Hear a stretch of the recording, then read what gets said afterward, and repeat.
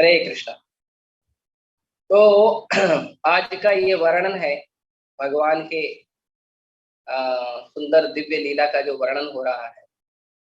इसमें ये सृष्टि की लीला है। प्रभुपाद जी कहते हैं कि भगवान की कोई भी लीला जो है वो भगवान की दूसरी लीला से अभिन्न है। भगवान की जितनी लीलाएं भगवान करते हैं वो सारी लीलाएं भगवान की एक समान होती है और इसे केवल भक्त ही समझ पाते हैं, इसे हर कोई समझ नहीं सकता। इसीलिए भगवान की लीलाओं को समझने के लिए हमें दो मार्ग हैं। या तो हम भगवान से समझें या तो हम भगवान के भक्तों से। अगर हम भगवान की लीलाओं को भगवान से या भगवान के भक्तों से समझने के अलावा कहीं और से समझने का प्रयास करेंगे तो हम विचलित हो जाएंगे। और ये यहाँ देख सकते हैं। पिछली बार एक बार मैंने चर्चा किया था तो उसमें हमने देखा था कि ब्रह्मा जी उसमें हमने चर्चा किया था कि जो समुद्र है, हमने जुहू के समुद्र का कंपैरिजन किया था जगन्नाथपुरी के समुद्र से। तो जुहू के समुद्र से ज्यादा भयावह और विशाल और जो है उग्र रूप वाला समुद्र है वो है जगन्नाथपुरी का। तो एक ही पृथ्वी पे हम देख सकते हैं अलग अलग समुद्र हैं और उसके अलग अलग रूप है, उसका अलग अलग वेग है, उसका अलग अलग गंभीरता है। एक ही पृथ्वी पे है। इस पृथ्वी पे कई समुद्र हैं अलग अलग भागों में बटे हुए। हिंद महासागर है, प्रशांत महासागर है, कई सारे समुद्र हैं आसपास, हम देख सकते हैं। तो ये सारे समुद्र जो हैं, ये सारे समुद्र सबका अलग अलग जो है गुणवत्ता है, सबका अलग अलग जो है वो गहराई है, ये सब अलग अलग। तो इसे समझने के लिए हमें समुद्र से जाना पड़ेगा, समझना पड़ेगा। और जब हम अलग अलग जगह पे जाते हैं और अलग अलग समुद्र को देखते हैं तो हम खुद विचलित हो जाते हैं। जैसे यही जो जुहू का समुद्र है, आप आगे जाएंगे तो चर्च गेट की तरफ मिलते हुए, तो वहां पे थोड़ा और भयावह हो जाता है। फिर जगन्नाथपुरी का है वो और भयावह हो जाता है। तो एक ही पृथ्वी पे इतने सारी विविधताएं हैं, इतने सारी अलग अलग चीजें हैं। आप देखिए फूलों को, भगवान ने फूल बनाए हैं। गुलाब का फूल है, गुलाब में भी कई प्रकार के गुलाब है, अलग अलग रंग के गुलाब हैं और अलग अलग रूप के गुलाब है। कोई छोटा गुलाब है, कोई बड़ा गुलाब है। आप चंपा को देखिए तो कुछ गोल्डन होते हैं, कुछ व्हाइट होते हैं, बहुत सारे प्रकार के चंपा के फूल होते हैं। आम देखिए, आमों में इतनी वैरायटी है। अमरूद देखिए, जितने चीज हम देखेंगे हर चीज में बहुत सारी वैरायटी। इसीलिए भक्ति विनोद ठाकुर कहते हैं, केशव तुहिया जगत विचित्र। माय डियर केशवा, आपका जो जगत है वो कैसा है? It's full of colours and variety. भगवान ने जितनी भी चीजों की रचना की वो कैसी है? वो फुल ऑफ कलर और फुल ऑफ वैरायटी है। और इसको समझने के लिए हमको भगवान की लीलाओं के आधार पे ही समझना पड़ेगा। यदि हम अपनी मर्जी के अनुसार समझने का प्रयास करेंगे तो हम हमेशा मात खाएंगे। इसीलिए यहाँ पे ब्रह्मा जी को भी भगवान विचलित कर रहे हैं। और हम देखेंगे कि ब्रह्मा जी जैसे बड़े बड़े महान देवताओं को, ब्रह्मा जी को और इंद्र को और शिव जी को, ऐसे सभी को भगवान, इतने बड़े बड़े पावरफुल जो देवता हैं, इन सभी को भगवान अक्सर विचलित करते रहते। क्यों करते हैं? ये तो आप ही के सेवक हैं। तात्पर्य के आखिरी लाइन में लिखा गया है कि ब्रह्मा जी भगवान के आशीर्वाद से ये सब कर पाए। तो ब्रह्मा जी अगर भगवान के आशीर्वाद से कर पाए, भगवान का आशीर्वाद प्राप्त किए हैं, तो सृष्टि के आदि में तो ब्रह्मा जी विचलित हुए, तो भगवान का आशीर्वाद प्राप्त किए, भगवान का दर्शन किए, धाम का दर्शन किए और उसके बाद भगवान से हाथ भी मिलाए। उसके बाद ब्रह्मा जी को भगवान ने एश्योरेंस दिया कि तुम मोह में नहीं पड़ोगे। फिर ब्रह्म लीला में मोह में पड़ जाते, फिर भगवान को टेस्ट करने आ जाते। शिव जी जो योगियों में सर्वश्रेष्ठ हैं, जिनकी तुलना योगियों में कोई कर नहीं सकता, वैष्णव में सर्वश्रेष्ठ हैं, शिव जी को ही भगवान विचलित कर दिए मोहिनी रूप दिखाकर। इतने बड़े बड़े देवी देवताओं को भगवान विचलित करते हैं दिखाने के लिए हम जैसे छोटे छोटे जीवों। अभी 2 दिन पहले एक फोटो शेयर हो रहा था, तो फोटो में बताया गया था कि वो फोटो खींचा गया था शनि ग्रह के पास से। कोई उपग्रह धरती से छोड़ा गया था और वो उपग्रह शनि तक पहुंच गया था और शनि के पास जाकर उसने पृथ्वी का फोटो खींचा। तो शनि ग्रह से पृथ्वी का जब फोटो खींचा गया तो पृथ्वी अंतरिक्ष में एक सफेद बिंदु की तरह दिख रही थी, एक सफेद बिंदु की तरह। सोचिए, मनुष्य जो अनंत ब्रह्मांड बनाने वाले भगवान हैं, उसमें भी एक ब्रह्मांड, और एक ब्रह्मांड के अंदर भी कुछ ग्रह दूरी पर से अगर हम पृथ्वी का फोटो खींचे तो पृथ्वी एक बिंदु जैसी दिखाई देती है। उस पृथ्वी पे 7 महाद्वीप है। 7 महाद्वीप में कई अलग अलग देश हैं। एक एशिया महाद्वीप को ले लीजिए, उसमें एक देश है भारत। उस एक देश भारत में 29 राज्य हैं। उस 29 राज्य में एक राज्य महाराष्ट्र ले लीजिए तो बहुत बड़ा है। महाराष्ट्र राज्य के अंदर एक बिंदु जैसी है मुंबई, और मुंबई में भी ना जाने बिंदु या शायद उससे भी कम के रूप में अगर आप देखेंगे तो शायद किसी का घर दिखेगा। उस एक घर में भी 4-5 लोग रहते हैं और उस 4-5 लोगों में एक व्यक्ति कहता है मैं भगवान को नहीं मानता। तो वो व्यक्ति भ्रम में है, ये बात समझना कोई डिफिकल्ट नहीं। कोई डिफिकल्ट नहीं है समझना कि वो व्यक्ति पूर्णतः भ्रम में है। क्योंकि जब ब्रह्मा जी भ्रम में पड़ सकते हैं, शिव जी भ्रम में पड़ सकते हैं, तो ये जो छोटे छोटे वैज्ञानिक हैं जिनका क्षणिक जीवन है, जिनका अगर विरजा सागर के पानी के बुलबुलों को देखें तो शायद एक बुलबुला फटने में इनके अनंत जीवन निकल जाते होंगे, अनंत जन्म निकल जाते होंगे।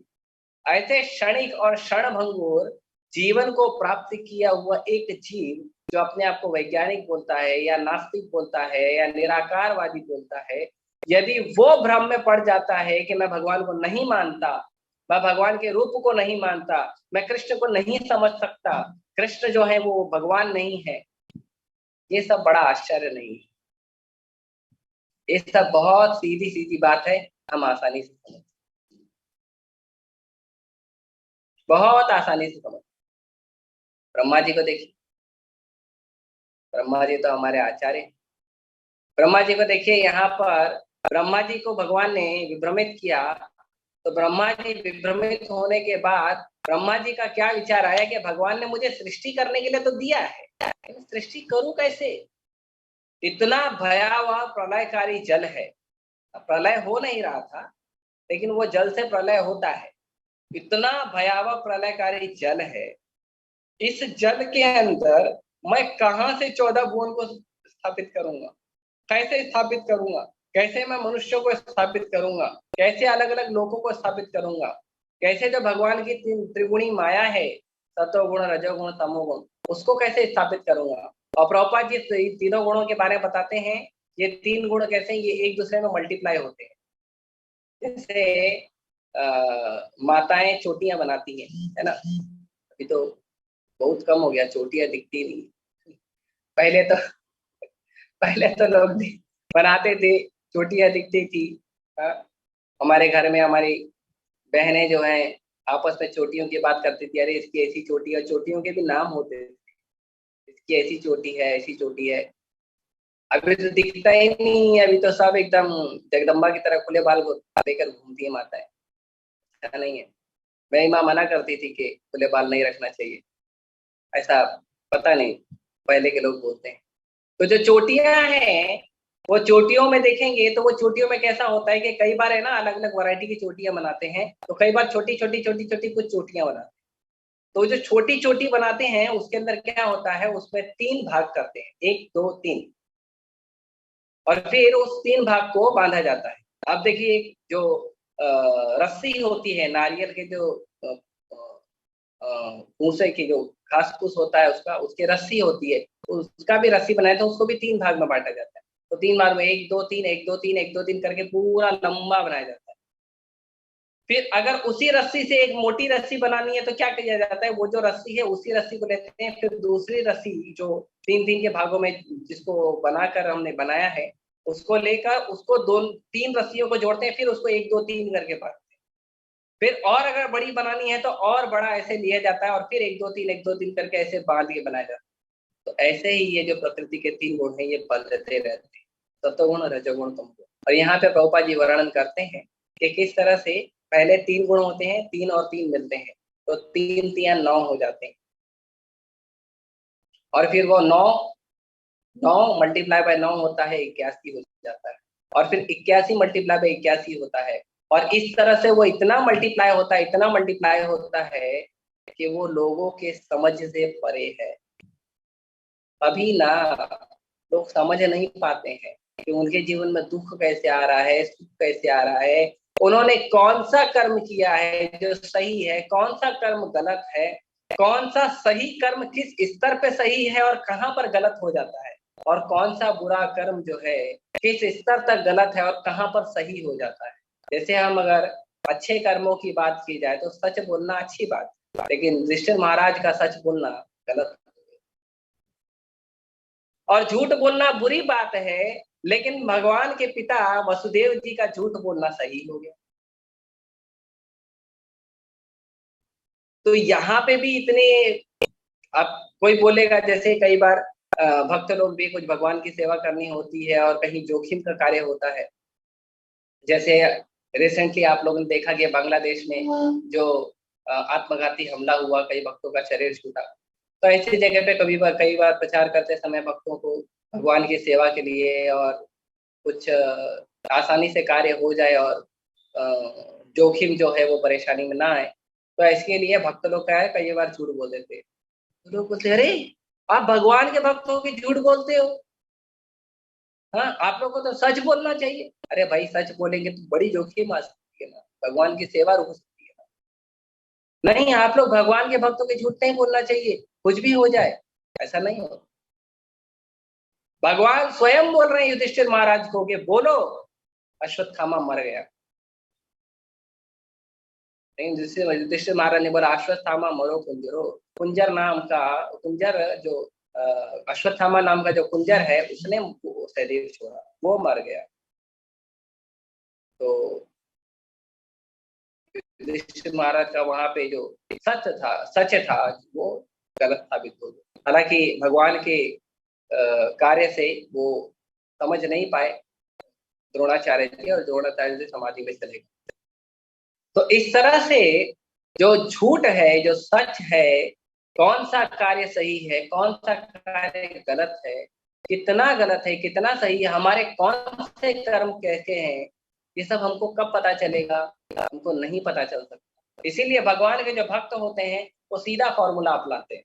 जैसे हमारे कई सारे महान आचार्यों ने कहा है कि जो दुख है वो मेरे ही कर्मों के कारण आया है, लेकिन क्योंकि मैं भक्ति कर रहा हूँ, इसलिए भगवान ने मेरे खाते में जो बहुत सारा दुख आना चाहिए था, उसी जगह बहुत थोड़ा सा दुख दिया।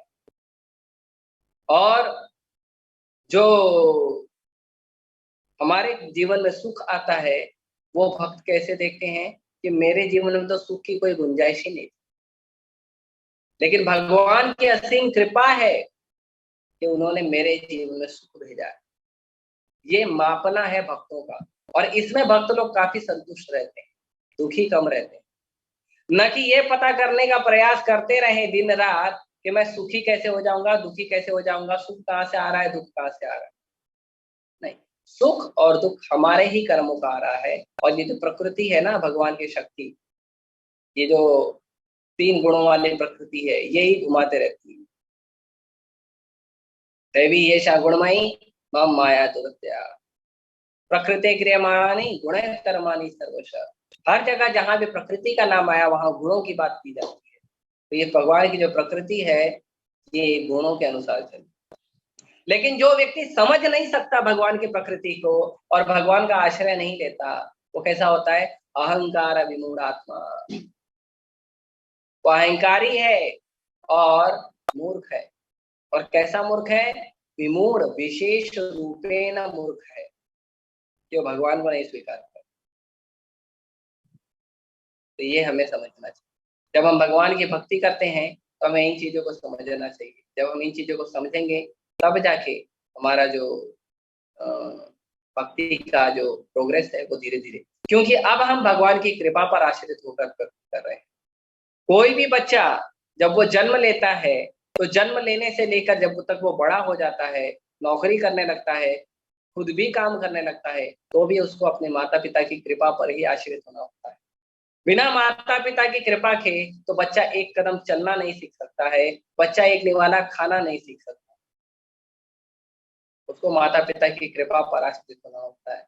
जब उंगली पकड़ के एक एक कदम चलने का प्रयास करता है, जब माता पिता उसको सिखाते हैं कि दाएं हाथ से खाना है या बाएं हाथ से खाना है, रोटी को तोड़कर खाना है या चावल को कैसे खाना है, एक एक चीज जब तक सिखाया नहीं जाता तब तक होता नहीं। और यहाँ पर देखिए, भगवान भी परमात्मा के रूप में सबके हृदय में स्थापित हैं, और ब्रह्मा जी जब विचलित हो गए तो भगवान समझ गए कि ब्रह्मा जी विचलित हो गए। यही परिस्थिति थी जब अर्जुन की पहले अध्याय में, अभी एक जगह हमने लेक्चर दिया, एक जगह प्रयास किया था चर्चा करने का भगवत गीता में, तो पहले अध्याय में एक जगह पे जो बताया जाता है, अर्जुन संजय बता रहे हैं कि इस तरह से भगवान ऋषिकेश ने गुड़ाकेश अर्जुन को देखा और प्रसन्न होते हुए ये वचन कहे। तो भगवान ने अर्जुन को देखा और अर्जुन की परिस्थिति समझ गए।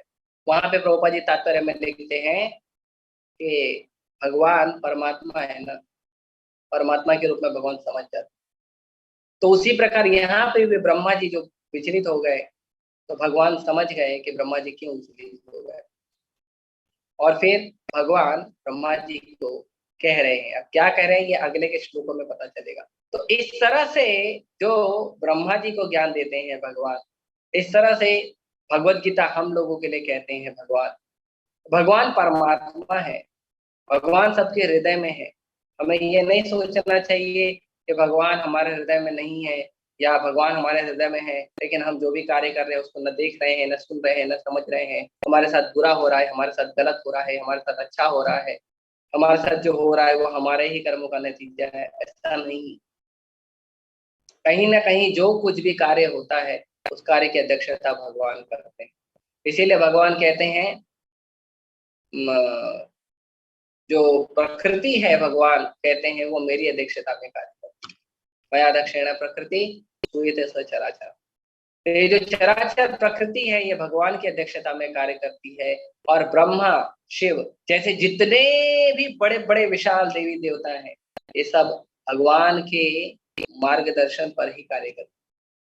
No one is independent.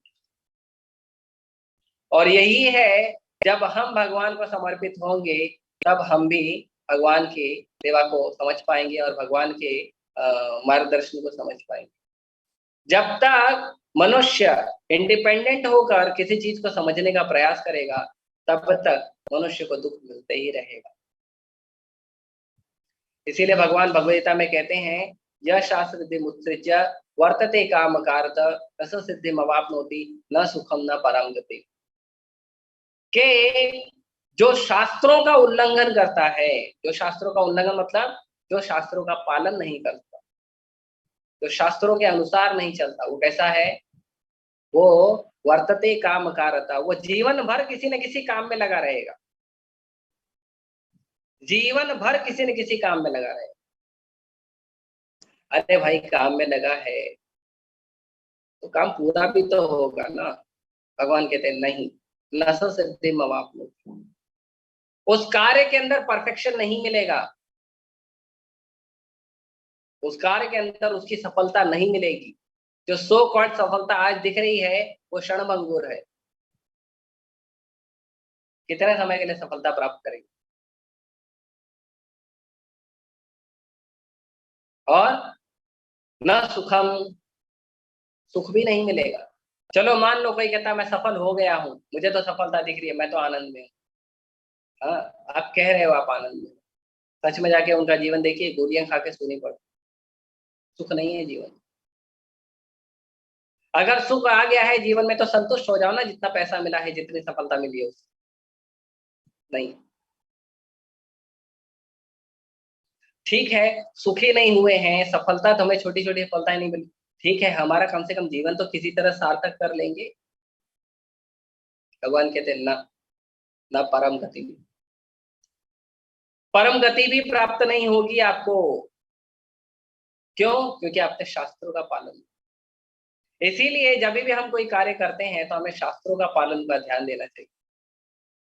हम जो खाते हैं, हम सोते हैं, हम कोई कार्य करते हैं, सब भगवान के बताए हुए नियम के अनुसार होना चाहिए। यदि हम सब चीजों को भगवान के बताए हुए नियम के अनुसार करेंगे, तब जाके चीजें कुछ ठीक तरह से चलेगी। और यदि हम ऐसा नहीं करेंगे तो ना सुख मिलेगा, ना हमारा कार्य पूरा होगा, और ना हमें हमारे जीवन में कोई गति प्राप्त। इसीलिए ब्रह्मा जी सिखा रहे हैं, भगवान ने ब्रह्मा जी को बिल्डर किया, सृष्टि के आदि में ब्रह्मा जी को बिल्डर किया, बिल्डर करके भगवान सिखा रहे हैं कि बिना भगवान की अनुकंपा के सृष्टि में कुछ भी संभव नहीं है। सृष्टि बनी ही नहीं है बिना भगवान के हस्तक्षेप के।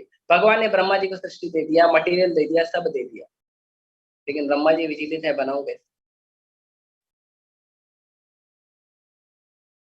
तो भगवान के हस्तक्षेप की जरूरत है। और आखिरी में प्रभुपाद जी तात्पर्य में बताते हैं कि ये जो अद्भुत कार्य हुआ है, ये इतने अच्छी तरह से हुआ भगवान की अनुकंपा से, भगवान की कृपा से ये इतनी अच्छी तरह से हुआ है कि हर कोई विधाता की बनाई हुई चीजों पे आश्चर्यचकित है कि ये कैसे हुआ। अब देखिए कितना आश्चर्य है, हर जगह पे आश्चर्य है, पल पल में आश्चर्य है। जो भी वस्तु हम देखें समाज में, संसार में, आश्चर्य है। छोटा सा आप अगर किचन में ही चले जाएं अपने, तो आप देखेंगे शक्कर भी सफेद कलर का है, नमक भी सफेद कलर का है, फिटकरी भी सफेद कलर की। अगर तीनों का रूप अलग अलग ना दिया जाए, तीनों को पीस के एक ही साथ एक जगह डब्बे में रख दिया जाए, तो क्या होगा? कभी नमक की जगह शक्कर पड़ जाएगा, कभी शक्कर की जगह नमक पड़ जाएगा, कभी फिटकरी पड़ जाएगी, लेकिन अलग अलग शेप देके रखा गया है, जिससे पता चल जाता है ये नमक है, ये शक्कर है, ये फिटकरी। एक ही रंग है तीनों का, और दिखते भी एक ही जैसे हैं, लेकिन पता चलता है कब? उसको अलग अलग रूप दे के रखा है। कितना बड़ा आश्चर्य है। कई बार गलती हो ही जाती है। तो ये जो आश्चर्य है हमारे जीवन में, हमारे जीवन का पल पल का आश्चर्य है। कई बार जब तो लेक्चर डिस्कस करते हैं तो बताते हैं कि हमारे जो आंखों के पलके हैं, ये आंखों के पलकों के बाल इतने ही रहते हैं, कभी बढ़ते नहीं है। कुछ लोग हैं थोड़ा ट्रिम कर लेते हैं, लेकिन बाद में वो बढ़ेंगे तो अपने लेवल में ही रहेंगे, उससे आगे नहीं जाते। ये पलकों के जो बाल हैं, इसका भी लेवल है। कई लोगों को कान में बाल होता है, कई लोगों को नहीं होता। अगर सोचो इसकी तरह बढ़ने लग जाए तो आंख और ये हमारे आईब्रो के बाल क्या होगा? देख नहीं पाएंगे। इसके लिए भी हमको रेगुलर ट्रिमिंग करनी पड़ेगी। तो भगवान की हर चीज जो है सो परफेक्टली भगवान ने बनाया है कि केवल शरीर में भी देखेंगे तो ये बाल जो है ये अपनी मर्यादा में है, और ये बाल को भगवान धीरे धीरे बढ़ाते हैं। देखिए, दोनों तो शरीर का बाल ही है, दोनों मृत कोशिकाओं से बनता है, लेकिन आश्चर्य देखिए कितना है, और लोग इसको समझते नहीं। तो समझने के लिए बुद्धि चाहिए, और वो बुद्धि भगवान और गुरु की कृपा के आध्यात्मिक ज्ञान से प्राप्त। जब तक आध्यात्मिक ज्ञान हमें नहीं मिलेगा, गुरु की कृपा नहीं मिलेगी, भगवान की शास्त्रों की अनुकंपा नहीं होगी, तब तक ये ज्ञान नहीं समझ पाए। कई सारे लोग हैं जो पालन करते हैं अपने अपने धर्म का, लेकिन फिर भी हम देखते हैं कि वो लोग अपने धर्म का पालन करते हैं, लेकिन उनको इतनी बुद्धि नहीं है कि किसी जीव की हत्या करके आप अपने भगवान को कैसे प्रसन्न करोगे। क्यों? क्योंकि उनका आहार तामसिक, क्यों? क्योंकि वो सही गुरु से मार्गदर्शन नहीं लेते, और कई बार तो भगवान पे भरोसा भी नहीं। अपना प्रचार करिए, आपको कोई मना नहीं कर रहा, लेकिन उस प्रचार में भी वो जीव हत्या करते हैं, भोजन में जीव हत्या करते हैं,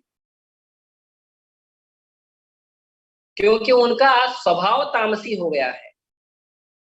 ये तामसी स्वभाव को प्राप्त हुए हैं, इसीलिए भगवान के रूप को नहीं समझ सकते। इसीलिए कई बार देखा जाता है कि कुछ उन्मादी होते हैं, वो जाके भगवान के मंदिरों को तोड़ देते हैं, भगवान के विग्रह को तोड़ देते हैं। उसका कारण यही है कि उनका जीवन ही तामसी है। भोजन तामसी कर रहे हैं, जीवन यापन तामसी कर रहे हैं, बातें तामसी कर रहे हैं। जिन गुरु को स्वीकार किया वो गुरु भी वैसे ही बातें कर रहा है, तामसी। ऐसे लोग नहीं समझ पाएंगे, कभी नहीं समझ पाएंगे। क्यों? आसुरम भाव आचरिता।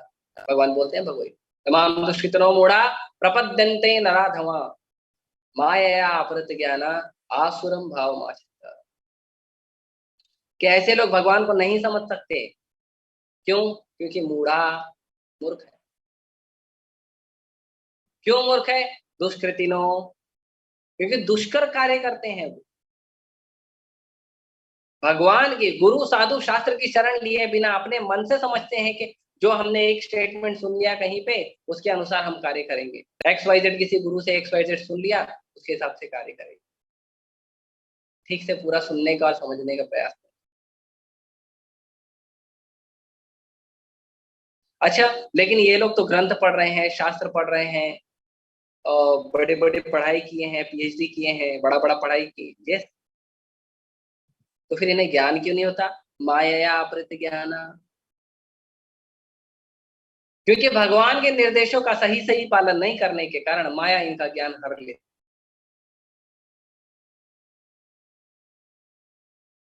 क्यों ज्ञान हर लेती है? क्योंकि आसुरम भाव माच, क्योंकि ये लोग असुर स्वभाव को प्राप्त हुए हैं।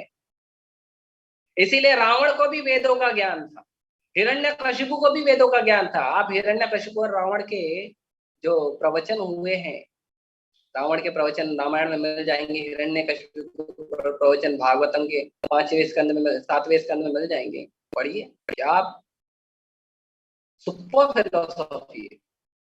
उसमें भी प्रभुपाद जी ने तात्पर्य दिया है, ऐसे अद्भुत फिलोसॉफी में, उसमें भी तात्पर्य दिया है। ऐसे फिलोसॉफी, पावरफुल फिलोसॉफी, लेकिन फिर भी विष्णु के खिलाफ, फिर भी भगवान के खिलाफ हो गया, रावण राम के खिलाफ हो गया। क्यों? क्योंकि यही कारण। इसीलिए हमारा भोजन भी शास्त्रों के निर्देश के अनुसार होना चाहिए। श्रीमद् भगवद गीता के 17वें अध्याय के श्लोक संख्या 8, श्लोक संख्या 9 और श्लोक संख्या 10, इन तीनों में भोजन के बारे में बताया है। और श्लोक संख्या 10 के अंदर प्रभुपाद जी ने लंबा तात्पर्य दिया है, तीनों श्लोकों को मिलाते हुए, कि हमारा भोजन कैसा होना चाहिए। और प्रभुपाद जी बताते हैं कि जो सतोगुणी भोजन है उसके गुण क्या है, रजोगुणी भोजन है उसके गुण क्या है, तमोगुणी भोजन है उसके गुण क्या है। इसीलिए खास करके भक्तों को प्रयास करना चाहिए कि या तो वो मंदिर में प्रसाद लें या घर में बनाएं, भगवान की भक्ति करें। जो व्यक्ति जप करता है, ऐसे व्यक्ति के हाथ का बना हुआ प्रसाद। कई बार लोग मार्केट से ले आते हैं, भगवान को ऑफरिंग करके पा लेते हैं, इमरजेंसी के लिए ठीक है, लेकिन रेगुलर एक्टिविटी नहीं होनी चाहिए। क्योंकि हमें नहीं पता ना उस व्यक्ति की चेतना कैसी है, वो कैसी चेतना से भोजन बनाया है, वो चेतना हमारे पास जाएगी। इसीलिए भगवान को समझने में कष्ट होता है। शुरुआती दौर में जब इस्कॉन शुरू हुआ था, उस समय वो जब भोजन बनाया जाता था तो बहुत सारे लोग जो भगवान के लिए भोग बनाते थे, बहुत सारे लोग जो है वो बहुत उत्तम उत्तम कोटि के, और प्रयास होता था बाहर से ना खाए। प्रभुपाद जी एक लेक्चर में कहते भी हैं कि हमें बाहर से नहीं खाना चाहिए, आप मंदिर में खाइए, बाहर क्यों खाते। प्रभुपाद जी बड़े चिंतित थे उस लेक्चर में। बाहर से खरीद के ठीक है भगवान को भोग लगा के खा लेते, रेगुलर एक्टिविटी नहीं होती, क्योंकि उससे हमारी चेतना प्रभावित। अरे जो ब्रह्मा जी जैसे जो भगवान का दर्शन प्राप्त किए वो भी बिना भगवान की अनुकंपा से समझ नहीं सकते, तो हम अगर अपनी चेतना दूषित करेंगे तो कैसे भगवान को समझ पाएंगे, कैसे हमारी भक्ति बढ़ेगी। उसके बाद कार्य, वो भी भगवान की अनुकंपा से ही समझ में आए, उसको भी हमें गुणों के आधार पर देखना चाहिए। हमारा नींद, उसको भी गुणों के आधार पर देखना चाहिए। तो जब हम हर समय प्रयास करेंगे सतोगुण में रहने का, तब धीरे धीरे हमें शास्त्र समझ में आएगा, गुरु की बात समझ में आएगी, और तब धीरे धीरे हमारे अंदर पालन करने की थोड़ी थोड़ी क्षमता आने लगी। नहीं तो बहुत मुश्किल हो जाएगा। हालांकि भक्ति बहुत आसान है अगर हम अ, गुरु, साधु और शास्त्र का बहुत सटीक रूप से पालन कर रहे हैं तो। लेकिन अगर हम सटीक रूप से पालन नहीं करेंगे तो यही भक्ति जो बहुत आसान है वो बहुत दुष्कर हो जाती है। तो इसीलिए हमें इस श्लोक में जो ब्रह्मा जी का परिस्थिति है उससे हमें सीखना चाहिए। ब्रह्मा जी हमारे आचार्य हैं, वो हम अपनी लीला से भगवान के साथ संबंध से हमें बता रहे हैं कि जब भगवान की जो भी कार्य हैं वो इतने अद्भुत होते हैं कि जब ब्रह्मा जी जैसे महान भक्त, म, देवताओं में शिरोमणि, जो देवताओं में ब्रह्मा विष्णु महेश है उसमें एक ब्रह्मा जी का स्थान, ऐसे इतने बड़े देवता, इतने महान भक्त, महाजनों में एक, जब वो विचलित हो रहे हैं, वो हमें सिखा रहे हैं कि हमें भी भगवान की अनुकंपा पे ही आश्रित होना चाहिए, भगवान की कृपा पर ही आश्रित होना चाहिए। जब हम ये प्रयास करेंगे तो भगवान की अनुकंपा से धीरे धीरे हमें भक्ति समझ में आएगी और हम भक्ति में धीरे धीरे आगे बढ़ेंगे। ये जो भी छोटा सा प्रयास है अ, मैंने अपनी छोटी सी बुद्धि से करने का किया, और क्षमा कीजिए अगर चर्चा में मैंने कुछ कठोर शब्दों का प्रयोग किया हो। क्षमा कीजिए। हरे कृष्ण।